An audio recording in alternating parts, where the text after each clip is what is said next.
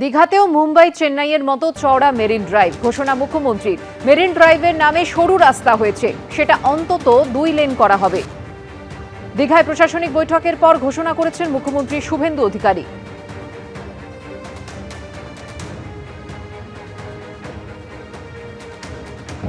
আমরা একদম দাঁড়িয়াপুরের পেটুয়া পর্যন্ত কোস্টাল এলাকাকে এর সঙ্গে সংযুক্ত করতে চাইছি।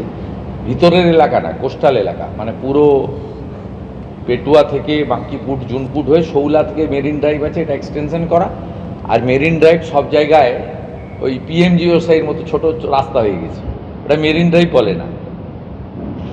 আমি ডিএসডি এর ইওকে পিডব্লিউডিকে বলেছি, ডিএম সাহেবকে বলেছি মনিটরিং করতে,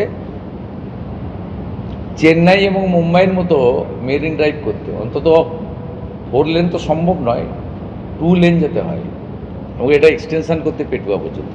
শ্লীলতাহানির অভিযোগে ধৃত তৃণমূল নেতা জয়প্রকাশ মজুমদারকে নিয়ে তার সল্টলেকের বাড়িতে পুলিশ আধিকারিকরা বেশ কিছুক্ষণ হয়ে গেল। জয়প্রকাশ মজুমদারের সল্টলেকের বাড়িতে পুলিশ আধিকারিকরা পৌঁছে গিয়েছেন। তারা আশেপাশে প্রতিবেশীদের সঙ্গে যেমন কথা বলছেন এবং বিভিন্ন বিষয় তারা খতিয়েও দেখছেন, তথ্য প্রমাণ সংগ্রহের চেষ্টা করছেন পুলিশ আধিকারিকরা। বেশ কিছুক্ষণ হয়ে গেল শ্লীলতাহানির অভিযোগে ধৃত তৃণমূল নেতা জয়প্রকাশ মজুমদারের সল্টলেকের বাড়িতে পৌঁছে গিয়েছেন পুলিশ আধিকারিকরা।